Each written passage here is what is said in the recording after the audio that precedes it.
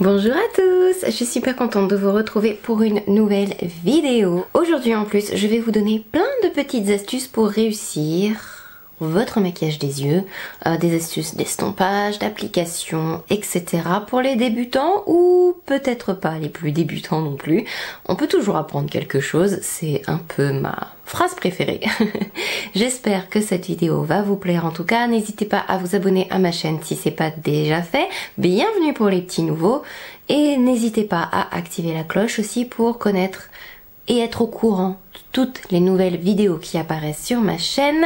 Et bien maintenant on va commencer parce que je sais plus quoi dire et cette intro va être beaucoup trop longue. Donc pour commencer, si vous débutez ou pas, parce qu'on peut avoir l'habitude de se maquiller et ne jamais utiliser, hop, c'est mieux là, parce que il veut focus derrière quand je suis pas assez près, mais après quand je suis trop près, je trouve que je suis beaucoup trop près. Premièrement, pour un maquillage des yeux réussi, il vous faut une base. J'ai un peu envie d'être intransigeante là-dessus, mais oui, il vous faut une base. Alors que ce soit une base faite avec vos crayons, c'est tout à fait possible. Ça sert aussi à ça. Ça améliore en plus la qualité, la pigmentation de votre maquillage. Si vous utilisez un peu un crayon, que vous l'estompez un petit peu et que vous posez des fards par-dessus, ça demande parfois un peu plus de technique, surtout de pouvoir mélanger les crayons. Ça demande quand même une bonne préparation parce que si le crayon sèche trop vite et qu'il y a une ligne, même si vous allez appliquer un fard à paupières dessus, eh bien la ligne va malheureusement rester. Il y a aussi de formidables bases, incolores ou colorées, que vous pouvez appliquer sur vos yeux. Une bonne base, ça sert à faire tenir votre make-up, qu'il ne bouge pas, qu'il ne s'affadisse pas, qu'il ne file pas dans les lignes, etc. Ça permet aussi d'avoir un fard qui accroche bien et qui est, j'ai presque envie de dire, plus pigmenté. Vous avez toujours en fait un peu de transparence dans un fard, on peut pas vous, enfin, il n'y a pas de pigment pur, c'est toujours un peu mélangé, etc. Donc on voit un petit peu la peau. Les bases colorées, surtout dans ces cas-là, permettent même d'unifier la paupière, mais surtout d'avoir de belles couleurs quand vous appliquez votre fard sur vos yeux. Je ferai une vidéo, je pense, sur mes bases à paupières préférées, comment ça fonctionne, etc. Mais donc vous avez donc les bases transparentes, Urban Decay, Too Faced, et il y a la Smudge Proof Eyeshadow Base de NARS qui est très très bien. La Smashbox aussi est très très bien, mais elle est un peu différente parce qu'il faut attendre 60 secondes pour qu'elle sèche. Donc voilà, vous avez ces bases là. Et beaucoup de ces bases sont un peu collantes, surtout la NARS.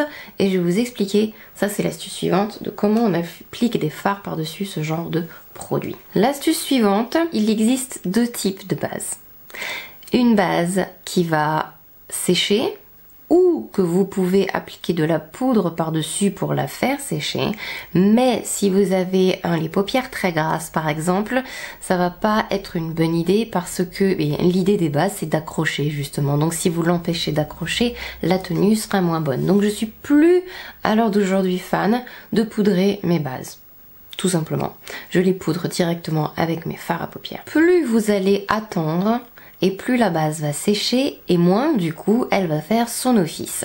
Je m'explique, si vous mettez une base sur cet œil là, que vous mettez une base sur cet œil là, que vous appliquez vos fards mat, votre fard brillant à l'intérieur de l'œil, eh bien, si vous avez la paupière grasse ou beaucoup de plis ou s'il fait chaud, etc., la base qui aura eu le temps de sécher au moment où vous allez appliquer votre fard satiné, eh bien, ça ne va pas tenir et vous allez avoir plein de plis à l'intérieur de l'œil à la fin de la journée. L'astuce, c'est de commencer par votre fard satiné pour empêcher tout de bouger et que ça tienne bien. Donc, vous appliquez votre base et tout de suite, vous appliquez votre fard satiné pour que ça tienne. Astuce pour que votre fard satiné tienne et ressorte très pigmenté, à moins que vous vouliez qu'il soit un petit peu transparent. Dans ce cas-là, vous pouvez l'appliquer au pinceau, même un pinceau estompeur et que ce soit un peu dufteux. Vous l'appliquez avec le doigt pour en mettre en tapoter un max, surtout que si vous l'appliquez sur votre base fraîche, bah ça va ressortir beaucoup plus tout de suite. Ou alors, vous faites ce qu'on appelle le pressé-glisser. Vous pressez le fard et vous le glissez en appuyant encore un petit peu. Là, ça permet aussi d'en appliquer un maximum. Pour l'application des fards mat maintenant ou votre transition, enfin le début vraiment de votre maquillage, moi j'aime bien, même si après je vais mettre du satiné par-dessus, construire, structurer mon make-up avec des fards mat. Après c'est une question là de goût personnel, hein, y a pas de... Vu que vous avez appliqué votre base et qu'elle est un peu fraîche, si vous la poudrez, c'est parfait si vous êtes un peu plus débutant. Poudrer votre base va un peu moins accrocher les fards, mais du coup ils seront aussi un peu plus dilués, donc plus facile à estomper. Et dans ces cas-là, vous pouvez faire des mouvements de va-et-vient, moulin, essuie-glace comme on dit, des petits ronds, tout ce que vous voulez. Si la base vous l'avez laissée un petit peu collante, dans ces cas-là il faut plutôt presser.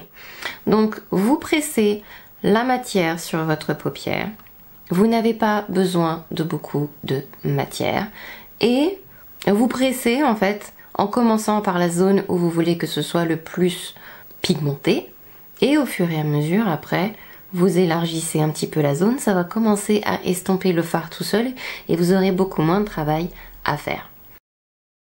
Là c'est plus une astuce pour finir de quantité à mettre sur le pinceau. Je vois beaucoup de personnes trempouiller le pinceau à l'intérieur du fard, le taper. Alors pourquoi pas, c'est possible de décharger son pinceau comme ça quand on a trop pris, ça peut arriver de faire des erreurs, on discute, on tapote, ah mince, qu'est-ce que je vais faire? Je le tape.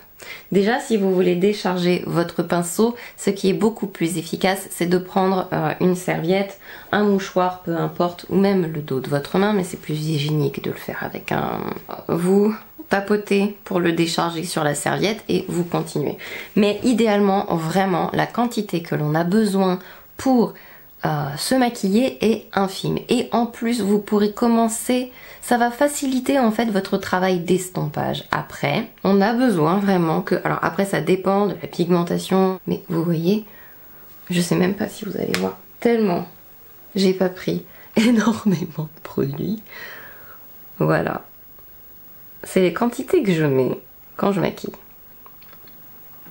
En mettre trop, ça va vous faire beaucoup de travail d'estompage et en plus, plus vous allez vouloir estomper et plus ça peut tourner moche, un peu terne et vous risquez en plus de mélanger les couleurs entre elles et de plus avoir un make-up propre, etc. Donc la quantité que vous avez besoin, elle est infime et il vaut mieux en reprendre que d'en enlever, parce que de toute façon c'est hyper difficile. Donc vous en prenez une quantité infime et bon, on va pas perdre, tac tac tac, tac tac tac, et vous tapotez.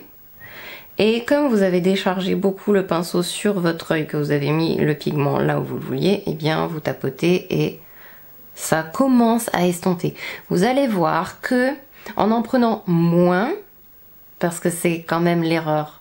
Il n'y a pas d'erreur en maquillage, mais en prenant beaucoup plus, vous allez perdre énormément de temps à estomper, alors que le travail, vraiment, c'est plus rapide d'en prendre un peu et d'en reprendre que d'estomper et d'estomper et d'estomper, surtout que vous risquez de trop estomper.